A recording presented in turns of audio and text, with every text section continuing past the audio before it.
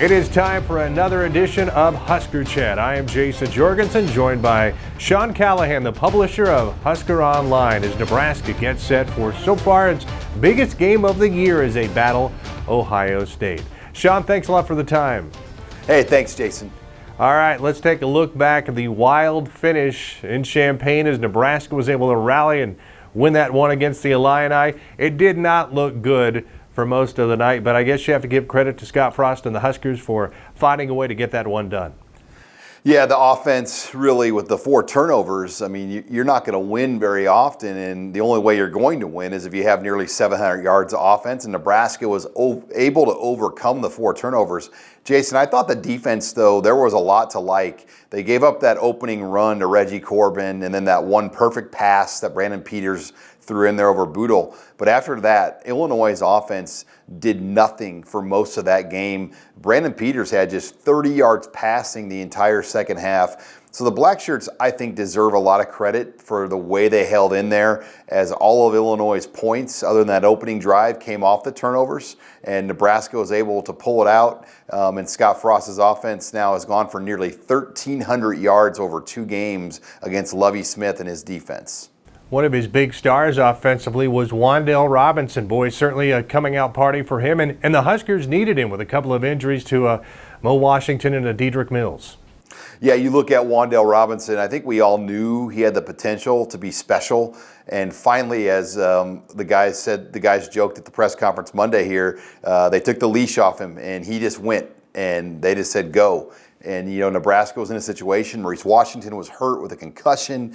Dedrick Mills is really a different type of running back. Wyatt Mazur, I think, is limited in what he provides. Ramir Johnson, there just isn't that overall trust yet in him as a new guy. But Wan'Dale had been a starter at receiver, has done some things, and they just said, it's your opportunity, let's do it. And to give him, 28 touches, it was unbelievable, and he got into a rhythm, he got into a flow. I thought it was impressive that after contact, according to Pro Football Focus, he averaged an additional 2.22 yards, which that's a big deal. You look at contact coming maybe at the 2-yard point, well, he was going an additional 2 yards or more after contact. So he gave Nebraska a lot of favorable 2nd and 6s, 2nd and 5s. And I think Scott Frost's offense looks so much different when you're in 2nd and manageable, 3rd and short. And Wandel Robinson helped them get in those situations on Saturday night.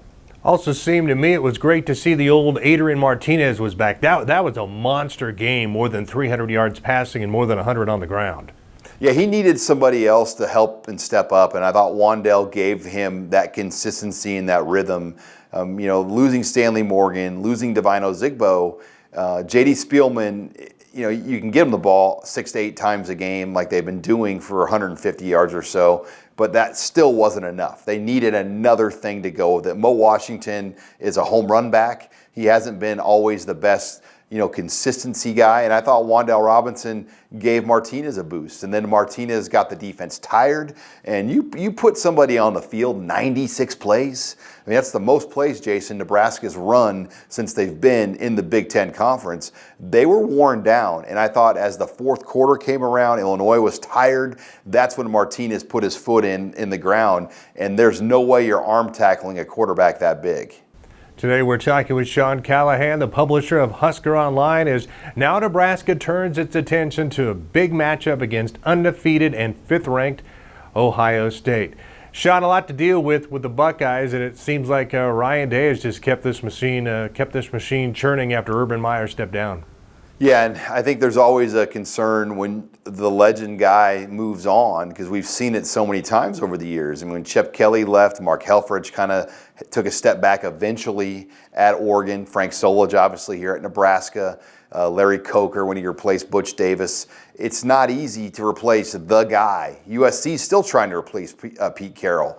And for Ryan Day to come in and just make this look seamless, it tells you he's a pretty good coach.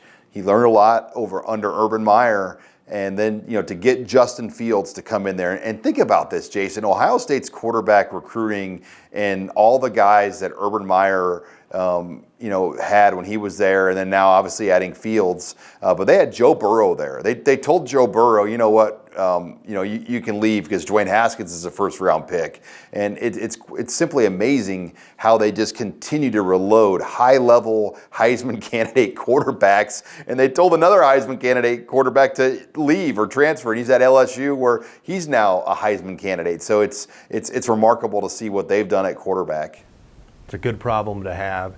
As you start to boil this one down, what's the biggest key for Nebraska to find a way to be in this game despite being a huge underdog on Saturday? I think they need to be the aggressor early. I thought last year in Columbus when they went down and marched down and they scored, and then Scott Frost called the onside kick and it was there. They could have gone up 10 or 14-0 at that point, and it was misexecuted. But I thought that aggressor mindset is how Nebraska had to go at Ohio State.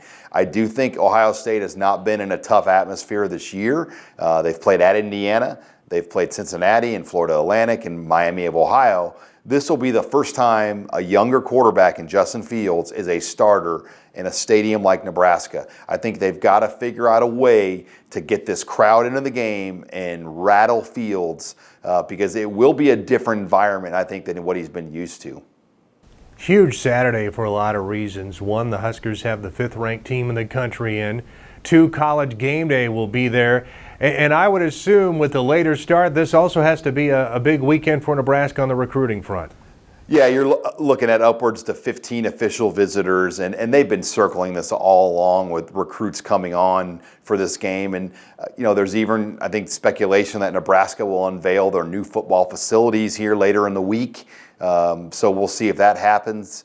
So there's a lot of talk. But the recruiting weekend will be as big as Nebraska's hosted in a number of years and maybe the biggest official visitor count ever.